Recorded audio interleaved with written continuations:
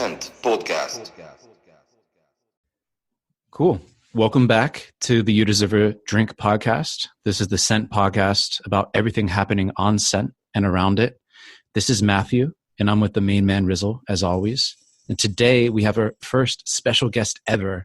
You may have heard of the social currency or social money. Some of you may even call it community coins or art coins. But the interest from the creators in the crypto space and their communities in this project is undeniable. Today, we're lucky to have Sid Kalla from the TryRoll project joining us. Hey, what's going on, guys? Really happy to be on the podcast. Thanks for having me. I think a good way to get started would be to just introduce who you are and then the TryRoll project to all of our listeners. Yeah, absolutely. So I'm one of the co-founders along with my other co-founder, Bradley, who couldn't make it to this podcast.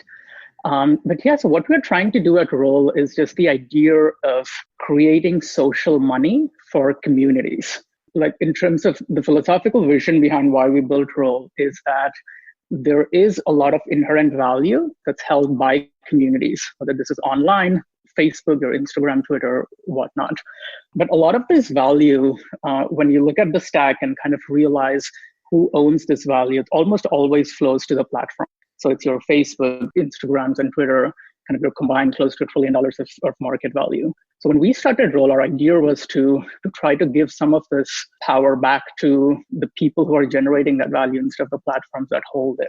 And so when we came up with the idea of Roll, we've made a very conscious decision, for example, to kind of build that infrastructure for social money, as opposed to trying to build another app, which was the dominant theme when we launched Roll. But we kind of diverged from that. And it was really great to see some really good adoption in the digital artist communities, and we can talk more about that.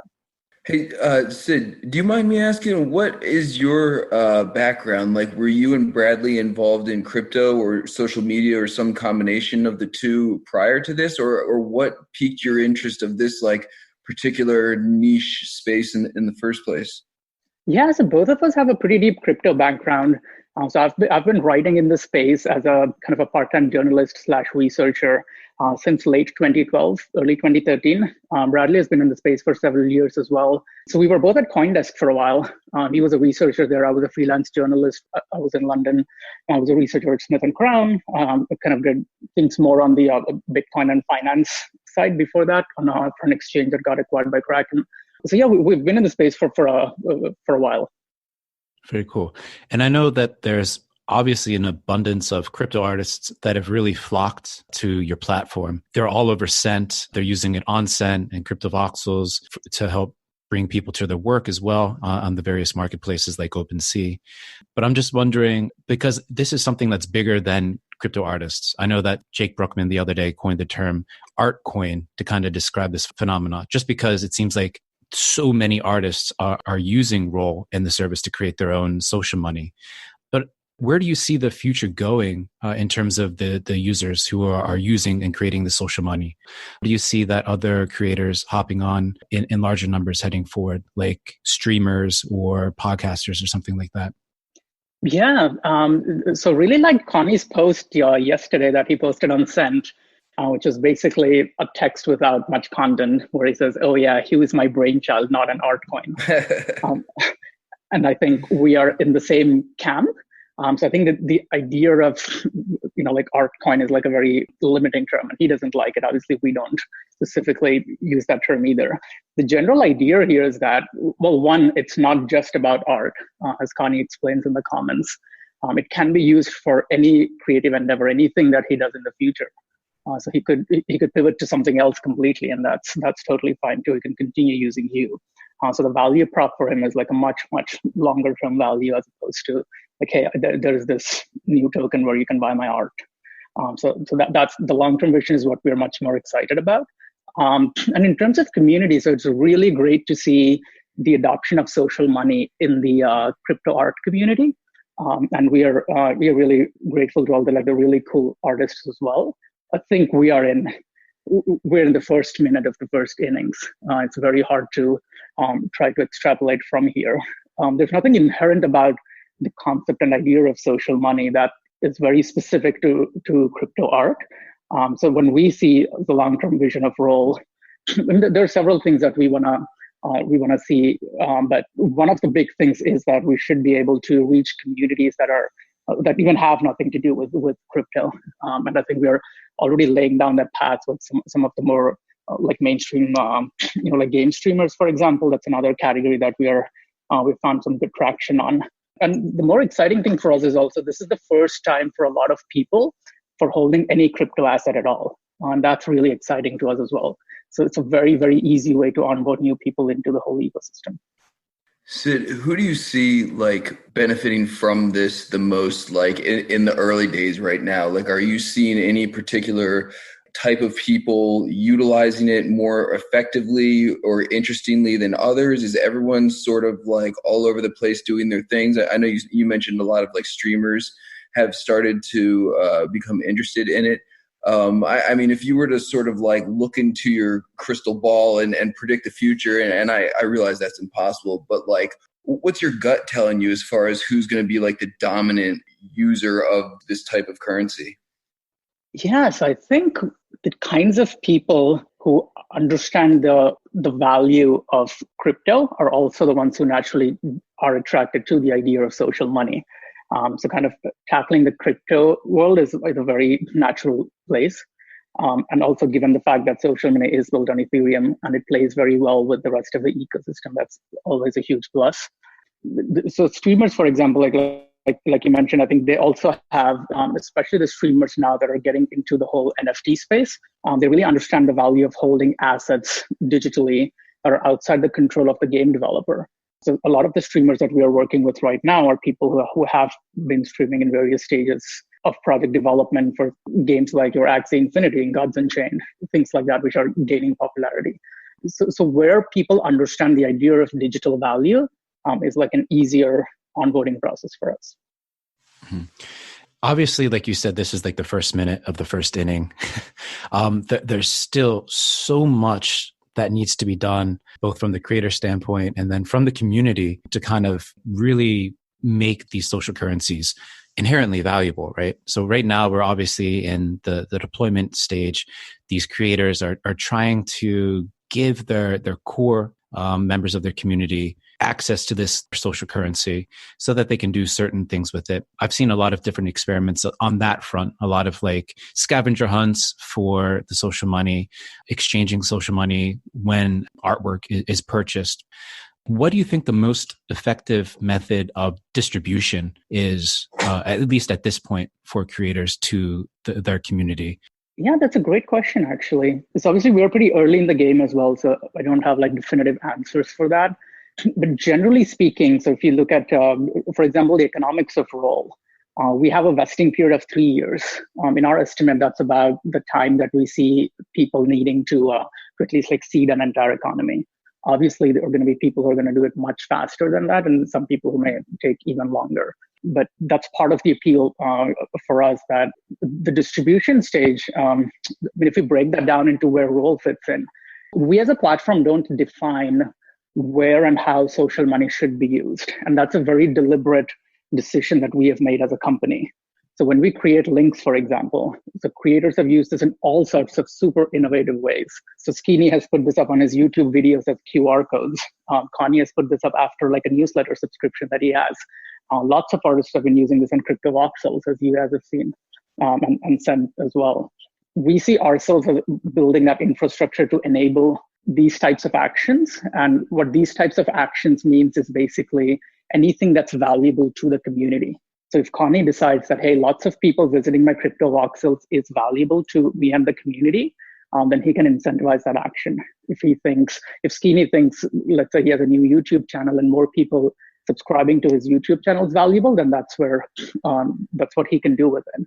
Another interesting thing that Skinny had done was almost this collaboration with Puffin, where he wrote this whole piece for like a backstory for the CGS Skulls art piece that he had done. So those types of like super innovative concepts, things that we as Roll can never dictate to creators. So those things become possible when we are just building those tools for distribution instead of telling creators, hey, you should do X, Y, and Z. That makes sense, man. Let the creators create, right? And then do what they're best at. Exactly. A couple people have mentioned that you guys found them, and I know the project is young.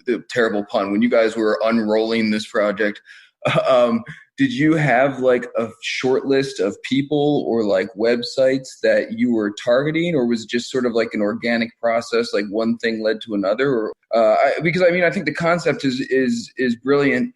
But then, of course, finding the target audience to utilize the concept is half of the battle, right? And so how did you sort of make inroads into the various communities? Did you know people ahead of time? No, so it was our initial foray here as well. So we stumbled upon this category as well. So when we built Roll, we didn't very specifically have crypto art as the category to go after in mind either. So we experimented, we played around with several different communities, both within the crypto space and outside the crypto space. Connie was one like who really believed in the vision for what we were doing at Roll. And we thought like our like long-term vision was very much aligned. It got where we were coming from and where we see the potential of social money generally, and Hugh specifically for Connie. And I think that took things to great level from there on, like within this community. Right now, it's really cool to see all the new creators hop on board. I mean, and then having them reach out and like, hey, like, do you want some of my social currencies? Like, sure. And then having them right away saying that, hey, with that social currency, you can gain access to like a super secret CryptoVoxel gallery, or you can exchange it for some artwork that only members of the community can buy with my social money. So heading forward, I imagine like one of the biggest challenges will be to expand the base of creators. Correct me if I'm wrong. And if that is the case, like beyond onboarding more creators so that they can run more experiments in terms of distributing the social money and getting their fan base more and more excited about holding their social money. What are some of the next steps that you see for Roll in creating and building out this community of creators with social money and their communities around them? Yeah, you're absolutely right. I mean, right now, if you even look at the effort taken to like make your your economy that you're building with your social money successful, that's a fair amount of work on the creator side. Again, like we're in a very early stage of the product as well, and we are learning a lot of things too. But it's also not like the most intuitive product to start with, and so we're obviously like helping creators find that groove. So yeah, from like the product perspective, there are two core things that we believe needs to happen once the social money is live in the world. The first thing is it needs to be broadly distributed to the community so that in a way it like reflects, I think you guys had coined this term in one of the podcasts as well, like a proof of fandom. So we focus a lot on distribution tools as well. So right now you see these via links, which can be converted to QR codes, which some people use. The link seems like the predominant way people have used this. We have like a Discord bot, with like a third-party bot that people distribute this with. There's also a way to send this internally among the users of Roll. And then the second side of the equation is like, hey, once I have this social money, what can I do with it? So we always want that value to be very clear. And again, like right now we have like on Roll, we have a rewards page where you can claim specific rewards for each of the creators. And if you look at those, there are fairly high value rewards. So one of the things that we are focusing on is how do we make that onboarding like much simpler for the other creators coming on board. So yeah, from a product side in the next few months, that's our focus. And then for the creator side, do you have a creator dashboard for them so that they can see like how many holders of their social money exist? Yeah, that's a great product questions. And we are asking those ourselves and our existing creators these questions every single day in terms of what's valuable to them. But right now, for example, when you when creators create links and then they can see, so let's say they create like a 10 on 10 code that got all claimed. So once that happens, they can see like who are these 10 people who are able to get this reward through this earned code that they created. And same thing on the reward side as well. So obviously they need to know that to fulfill the reward, so they can see like who claimed my reward. Interesting. That's certainly a benefit of going with you guys. Sid, I don't know if you had a chance to listen to our most recent podcast, but the sticking point for me when I was like really looking into Roll is that if I'm an artist or content creator, you guys take a big cut of the currency that you guys are enrolling, in my opinion, 12%. and I want to believe, man, I'm like, Sid, get me to 12%. Like what is it that Roll is offering that makes it worth going with Roll, aside from just creating your own like ERC20 coin and distributing it, on your own? Yeah, I mean, that's a fair question. In fact, we were only semi-jokingly saying we should really like a full comprehensive tutorial for people on how they can do this themselves, if that's the route you want to go. Because it's not that difficult technically to mint like an ERC20 token. But I'm not sure if you know the whole history of some of these ideas, so like people and artists creating their coins. Like we didn't invent that concept, but what we really tried to do was learn from a lot of the failures of the past in the space as well. One, when you do this individually, there are no network effects. So when one of these new artists comes online, let's say they put out a code on Twitter for, like you get 500 of their social money for the first 10 people. 8 of them are probably already going to be users of Roll. So it's a really quick way for them to build on a network that we have built already. And that's only possible when you're building like a whole network and that infrastructure and not just having things individually. I mean, all the tools of distribution as well. So if you create an ERC20 token, for example, think of the person on the other side. Like maybe you have a big community, but there are many communities which are not crypto native. For them, you need to, so that onboarding process becomes extremely easier because we also provide a hosted wallet solution. So all the creator needs to do is, hey, here's a link, you can sign up and you get some of my social money. But the onboarding process is very painless from a user perspective. So yeah, those are some of the things that we do. The other like part of the 12% that we use is also to bring people within our networks into these communities. You might have seen, for example, Connie writes a blog post. He kind of has like a little Q code at the bottom. When we bring on board like people, again, like I mentioned, like me and my co-founder have been in the space for a while as well. And that's just, again, like we're just trying to like build this whole ecosystem. And for the 12% specifically, I think like our share, we actually like that model. Now, and most of the creators who are on the platform really like that model too, because that shows skin in the game. It means we are in this for the long term. It means we are vested in their success. Cool, man. No, I appreciate your response. Those are some answers that I hadn't considered before.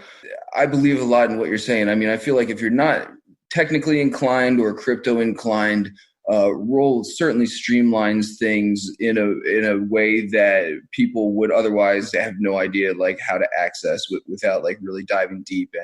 And right, the three of us probably know how easy it is to create an ERC20 coin, but to a random artist who's just getting started and has no idea what this is all about, it's probably much easier to download a Roll app. So cool, man. I really appreciate that response. Yeah, simplicity is usually what a lot of successful projects try to build around, and then add some benefits on top of that. But simplicity is for sure key. And then also I want to just shout out your team for being so communicative with everyone and just super in touch. Every creator that I've spoken with that is involved with Roll, they just shout you guys out so hard. They mentioned that the calls they got on with you before they were on board or during the onboarding process, I mean, that shows a lot of good faith as well. I mean, on top of the fact that you're holding a significant portion of each of these creators' currencies for the long run, which you're incentivized to do, but just that interaction and then building the community on your platform, that's amazingly huge and powerful. Sort of towards that end, and you kind of alluded to this, the network of users that are holding social currencies is beginning to grow.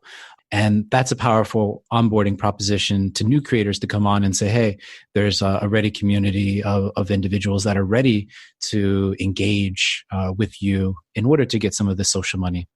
Longer term on that network side, are there any tools, are there any product developments that you're thinking of to build out something like a larger presence maybe on your own site for that network of social money holders that are supporting these creators? Yeah, so even and to be honest with you, we were pretty surprised by how quickly we saw these network effects showing up. So in the very, very early days of Roll, one thing that we used to track, for example, was how many people hold multiple social monies instead of being only one. So that kind of showed us that, hey, they're interested in the broader concept and not just about one specific community. And to be honest with you, we almost stopped doing that because almost everyone on Roll holds multiple people's social money now. Obviously, it's a very powerful tool that we think we can harness and help the newer creators who are being onboarded on the platform. In terms of the application itself, like that's not our primary focus at the moment, because we still think that the value of the network can live everywhere, and that's why it, in fact, became successful in the first place. So it's pretty seamless to migrate from like a Discord to a to a Telegram to a Send, to like move to crypto voxels, and go to OpenSea, go to YouTube, like everywhere, and you can see social money kind of flow through all these platforms even today, like as it stands right now. So we think that's a big part of why this network effect is valuable in the first place. If an opportunity comes, obviously, to like try to strengthen that network effect internally, that's something I think we'll explore. And then are there any numbers that you're able to share, like how many creators are on roll distributing social money, how many other users are holding it? Whatever you're comfortable with sharing, I think that would be interesting. Yeah, totally. So we actually just hit 1,000 active users. So we're really happy with that. And the number of creators are a little more than 30 right now who have issued with Roll. And when you say active users, how would you define an active user? So based on you logging in and like you using, so you have created one of what we are kind of internally tracked for activations. So either you have earned social money, or you have like redeemed a product for social money, or you have sent social money on the Roll platform.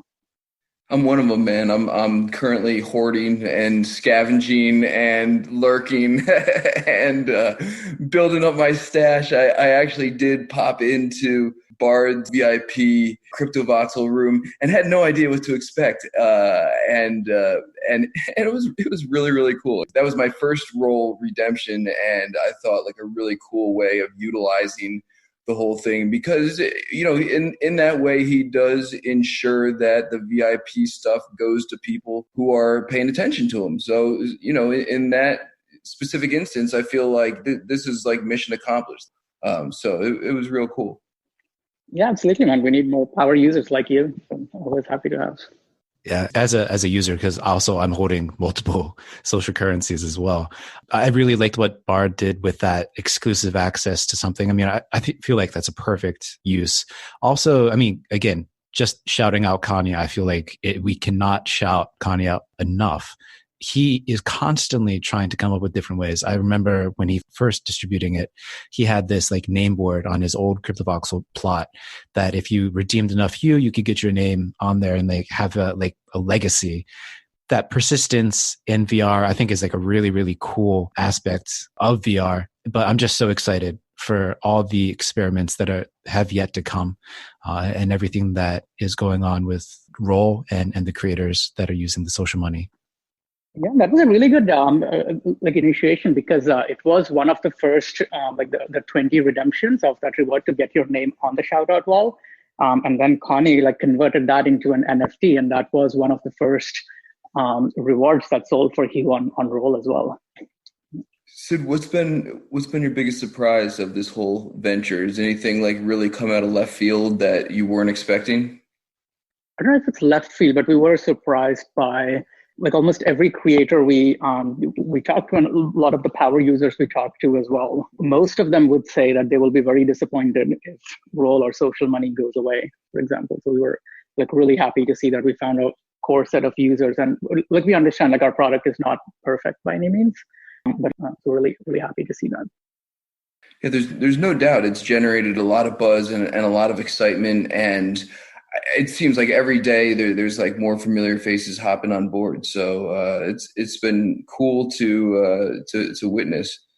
Yeah, absolutely. Ultimately for us, we would never succeed if the creators don't see value, and more creators coming on board and using social money. So when we see social money every day, and it's almost hard to keep up with all the cool, innovative things everyone is doing. That really sends us a message that we are on the right track. At the end of the day, we win if the creators win, and we lose if they lose. So if it's not providing them value, if it's not kind of doing what we promised, then they wouldn't use it. It's that simple. Cool. Well, Sid, thank you so much for joining us on the show. It was awesome to have you as our very first special guest. Definitely. Yeah, thanks, guys. Thanks for having me. And happy to chat anytime in the future as well. Cool. Thanks, Sid. Yeah, thanks, man. Speak soon.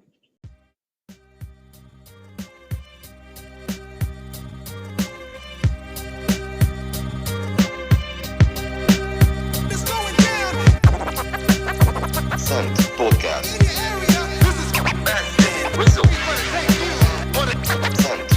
Cent Podcast. Cent Podcast.